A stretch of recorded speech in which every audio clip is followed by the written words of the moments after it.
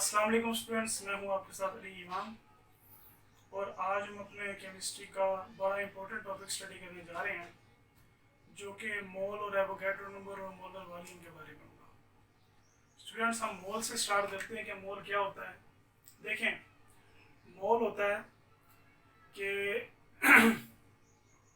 जब हम relative atomic mass को, किसी एलिमेंट के मॉलिक्यूलर मास को, फार्मूला मास को और मास ऑफ आयनिक स्पीशी को ग्राम्स में एक्सप्रेस करें तो हम उसको मोल कहते हैं।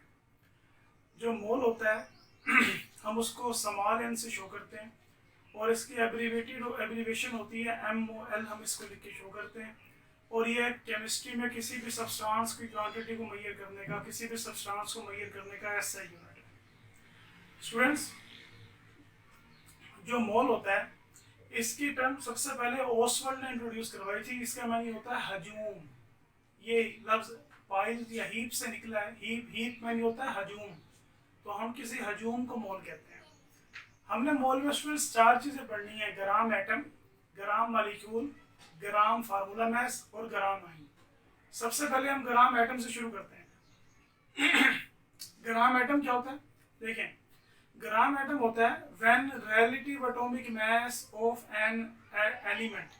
जब किसी एलिमेंट के रिलेटिव एटॉमिक मास को ग्राम्स में एक्सप्रेस किया जाए तो हम उसको कहते हैं 1 ग्राम एटम या 1 मोल। मिसाल के तौर पर अगर हम एग्जांपल्स की बात करें तो 23 ग्राम ऑफ सोडियम, इसका मतलब है 1 ग्राम एटम ऑफ सोडियम यानी 1 mole of sodium. 12 gram of carbon, इसका मतलब ये होता है 1 ग्राम एटम ऑफ कार्बन, इसका मतलब 1 mole of carbon. 1.008 gram of hydrogen, इसका मतलब है 1 ग्राम एटम ऑफ हाइड्रोजन यानी 1 मोल ऑफ हाइड्रोजन। हम इसको निकालते कैसे? इसको निकालने का फार्मूला होता है यानी number of gram atom is equal to mass of an element in gram divided by atomic mass of that element. इस तरीके से, इस फार्मूले की मदद से हम इसको निकाल सकते हैं, ग्राम एटम निकाल सकते हैं किसी भी एलिमेंट के। उसके बाद ग्राम मॉलिक्यूल। ग्राम मॉलिक्यूल क्या होता है? ग्राम मॉलिक्यूल होता है when molecular mass of a molecule expressed in ग्राम। जब किसी मॉलिक्यूल के मॉलिक्यूलर मास को हम ग्राम में एक्सप्रेस करें तो हम उसको ग्राम मॉलिक्यूल कहते हैं। मसलन 18 ग्राम ऑफ वाटर, इसका मतलब है 1 ग्राम मॉलिक्यूल ऑफ वाटर यानी 1 mole of water. 98 gram of sulphuric acid, इसका मतलब है 1 gram molecule of sulphuric acid, इसका मतलब है 1 मोल ऑफ सल्फ्यूरिक एसिड। कैसे निकालेंगे? ऐसे ही, number of gram molecule is equal to mass in of molecule in gram divided by molecular mass. हम मोलर मास ऑफ सब्सटेंस यानी मॉलिक्यूलर मास से या मोलर मास ऑफ सब्सटेंस से हम क्या करते हैं, उसको डिवाइड कर देते हैं। ग्राम फार्मूला। ग्राम फार्मूला क्या होता है? देखिए, आयनिक कंपाउंड के मॉलिक्यूल्स होते नहीं हैं। आयनिक कंपाउंड का सिर्फ इंपीरिकल फार्मूला होता है और इंपीरिकल फार्मूला इंट्रोड्यूस भी आयनिक कंपाउंड की वजह से ही करवाया गया था। मसलन तो आयनिक कंपाउंड का जो इंपीरिकल फार्मूला होता है यानी हम उसको बोलते हैं फार्मूला मास जो होता है। तो जब हम formula mass of ionic compound को, किसी को फार्मूला यूनिट मास को ग्राम में ले लें तो हम उसको बोलते हैं 1 gram formula. For example 58.5 gram of NaCl, इसका मतलब 1 ग्राम फार्मूला या 1 ग्राम फार्मूला ऑफ NaCl यानी 1 मोल ऑफ NaCl। इसी तरह अगर हमारे पास सोडियम कार्बोनेट हो तो हम कहते हैं 106 ग्राम ऑफ सोडियम कार्बोनेट यानी 1 gram formula of sodium carbonate यानी 1 मोल ऑफ सोडियम कार्बोनेट। इसी तरह स्टूडेंट उसके बाद होता है ग्राम आयन। ग्राम आयन क्या होता है? ग्राम आयन होता है when mass of ionic species expressed in gram then it is called gram ion। For example 17 gram of OH negative, इसका मतलब है 1 ग्राम आयन। और इसके अलावा 60 ग्राम ऑफ कार्बोनेट आयन, इसका मतलब है 1 ग्राम आयन यानी 1 मोल ऑफ कार्बोनेट आयन। हम इसको कैसे निकालेंगे? इसको निकालने का फार्मूला होता है number of gram ion is equal to mass of ionic species divided by ionic mass of substance. Ionic mass से क्या मुराद है? जो उस आयन के मुताबिक मास बनता है हम उसको डिवाइड कर देंगे उसके साथ गिवन मास जो भी हमें ग्राम में दिया गया होगा। तो मैं मोल का ना एक जनरल फार्मूला निकालता हूँ। हम कहते हैं mole is equal to mass of substance in gram divided by molar mass. और आप ये ट्रायंगल देख रहे होंगे। इस ट्रायंगल में ना ऊपर स्मॉल एम है और नीचे दोनों स्मॉल एन और कैपिटल एम है। जो चीज आपने निकालनी है उसके ऊपर अंगूठा रख दें, इसको बोलते हैं थंब रूल। अगर आपने मोल निकालना है, इस पर अंगूठा लिखना है तो small M over capital M. Small M होता है mass in gram of substance और कैपिटल एम होता है मोलर मास ऑफ सब्सटेंस। इसी तरह अगर आपने मैस निकालना है गिवन मैस, तो आप क्या करेंगे, मैस के ऊपर थंब रखें तो number of moles multiply by molar mass, तो आपका जवाब आ जाएगा। इसी तरह अगर आपने मॉलिक्यूलर मैस निकालना है, मोलर मैस निकालना है, मोलर मैस में उठा रखें तो given mass divide by number of moles, तो इस तरीके। अच्छा स्टूडेंट, मोलर मैस क्या होता है? मोलर मैस का मतलब है 1 मोल का मैस। तो हम कहते हैं मोलर मैस को डिफाइन करते हैं जब एटॉमिक मैस को, मॉलिक्यूलर मैस को, फार्मूला यूनिट मैस को और आयन के मैस को हम ग्राम्स में ले लें, यानी जो उसका मैस ग्राम में होता है हम उसको मोलर मैस कहते हैं। स्टूडेंट्स, ये हमारा था मोल वाला टॉपिक। अब हम चलते हैं अपने एवोगैड्रो नंबर वाला टॉपिक। देखें, उससे पहले मैंने कुछ आपको कैलकुलेशन बतानी है, वो देखें। अब सवाल ये है कि 1 मोल में कितने पार्टिकल्स होंगे। तो एवोगैड्रो ने एक छोटी सी मैथमेटिकल कैलकुलेशन करके बताया था कि कितने पार्टिकल होते हैं। कैसे बताया था, देखें। सपोज कर लें मेरे पास ना, यहाँ पर आप एक चीज, मेरे पास ना 1 हाइड्रोजन एटम है। अब जो एक हाइड्रोजन एटम का मास होता है ना, वो होता है 1 AMU। तो मैं कह सकता हूँ कि मेरे पास एक हाइड्रोजन एटम है, तो मैं कह सकता हूँ मेरे पास 1.66 × 10⁻⁻24 ग्राम हाइड्रोजन है। अब इसको तो मैं मेजर ही नहीं कर सकता, ऐसे ही है, इसको मैं मेजर नहीं कर सकता।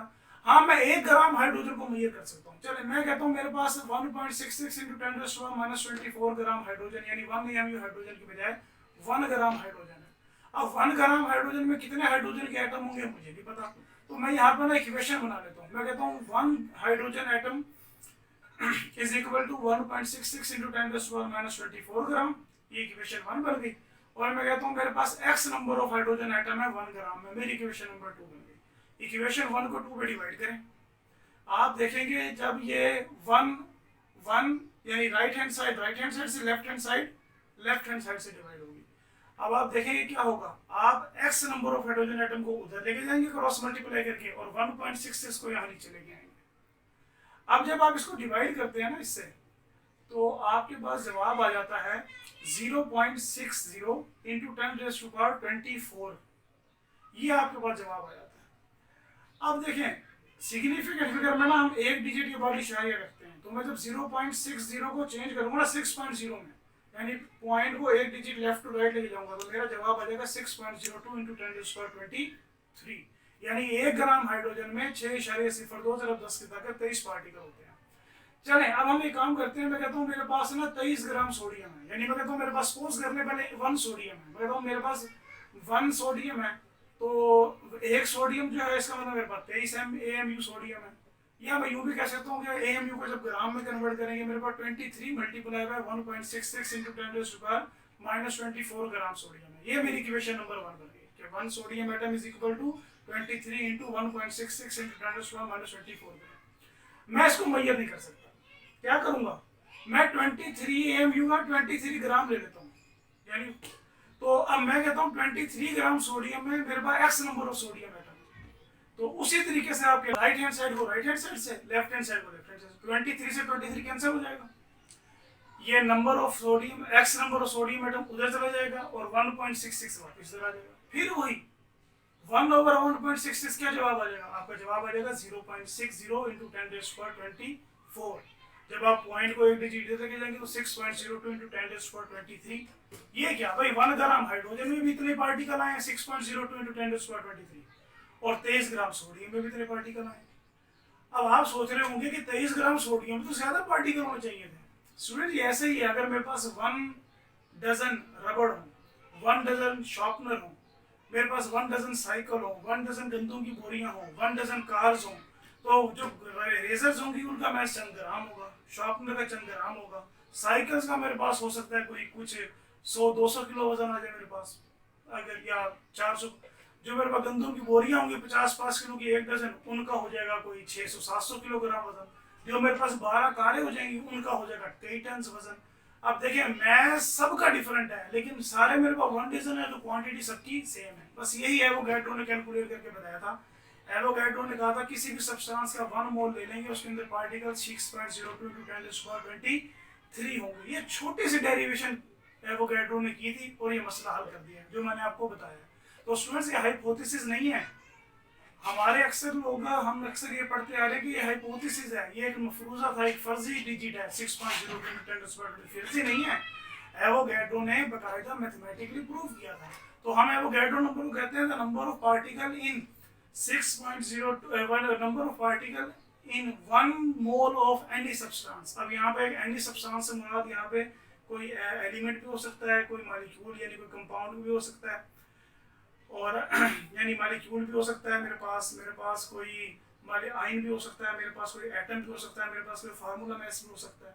यानी 1 मोल चाहे किसी एटम का हो, 1 मोल चाहे मेरे पास किसी एलिमेंट का हो, 1 मोल चाहे मेरे पास किसी मॉलिक्यूल का हो, 1 मोल चाहे किसी आयन का हो, चाहे फार्मूला मैस का हो, उसमें पार्टिकल्स कितने होंगे? 6.02 की ताकत 23। मसलन मैं कहता हूँ 23 ग्राम सोडियम, 1 मोल सोडियम, पार्टिकल कितने होंगे? 6.02 की ताकत 23। मैं कहता हूँ 1.008 ग्राम हाइड्रोजन, इसका मतलब है 1 मोल हाइड्रोजन, पार्टिकल कितने होंगे? 6.02 की ताकत 23। 58.5 gram of NaCl, 1 mole of NaCl, particle कितने होंगे? 6.02 की ताकत 23।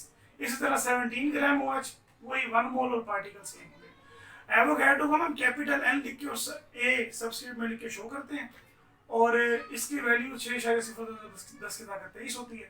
ये ट्राइंगल आपको नजर आ रही है। अगर एवोगैड्रो नंबर निकालने हो, ऊपर कैपिटल N है, नीचे Na है, इधर नंबर ऑफ मोल है। यानी अगर नंबर ऑफ पार्टिकल निकालने हो तो हम नंबर ऑफ मोल्स को मल्टीप्लाई करते हैं एवोगैड्रो नंबर से। अगर नंबर ऑफ मोल ना दिए हैं तो N का आपको पता है N बराबर होता है गिवन मास ओवर मोल है। मास तो फार्मूला क्या बन गया? नंबर ऑफ पार्टिकल निकालने हो किसी भी सब्सटेंस के, चाहे किसी एटम के या किसी फार्मूला मास के, किसी आयन के, किसी के भी निकालने हो, तो हम क्या कहेंगे? Mass in gram over molar mass multiply by Avogadro number. Mass in gram और molar mass number of mole होता है, तो number of mole multiply by Avogadro. इसी तरह आपने थंब रखना है, जिस तरह आपको मोल वाली मैंने एक ट्रायंगल बताई थी, जो चीज मालूम करनी है उस पर थंब रखें और जो फार्मूला बनता है उससे जो स्टूडेंट। उसके बाद है मोलर वॉल्यूम। मोलर वॉल्यूम क्या होता है? मोलर वॉल्यूम होता है the volume occupied by 1 mole of ideal gas at STP। STP से क्या मुराद है? स्टैंडर्ड टेम्परेचर एंड प्रेशर, जो कि 1 atm प्रेशर और 0 डिग्री टेम्परेचर यानी 273 केल्विन होता है। अगर मेरे पास 2.061 ग्राम हाइड्रोजन है, इसका मतलब है 1 मोल हाइड्रोजन है, इसका मतलब है 6.02 की ताकत 23 मॉलिक्यूल है हाइड्रोजन के। वॉल्यूम कितना होगा? 22.414, यानी 1 mole of any ideal gas occupies 22.414 dm3। 24.41 dm3 को हम क्या कहते हैं? Molar volume. 16 ग्राम मीथेन हो तो इसका मतलब है 1 मोल मीथेन, 6.02 × 10⁻23 मॉलिक्यूल, वॉल्यूम 22.414। अब हाइड्रोजन का मास हो रहा है, मीथेन का हो रहा है, वॉल्यूम सेम है। इसकी वजह क्या है? मैसेज और साइज ऑफ मॉलिक्यूल वॉल्यूम को इफेक्ट नहीं करते, और गैस का जो एक मॉलिक्यूल होता है वो दूसरे मॉलिक्यूल से 300 टाइम्स अवे होता है डायमीटर। तो ठीक है, तो 300 टाइम्स अवे देते हैं डायमीटर। तो स्टूडेंट्स, ये था हमारा मोलर वॉल्यूम, जिसके बारे में हम डिटेल में चैप्टर 3 में ही पढ़ेंगे। आपको उम्मीद है कि लेक्चर आज का समझ आ गया होगा। अगर नहीं समझ आया तो आप मुझसे सवाल पूछ सकते हैं कमेंट्स में। जाने से पहले हमारे चैनल सब्सक्राइब करना ना भूलिएगा। शुक्रिया, अल्लाह हाफ़िज़।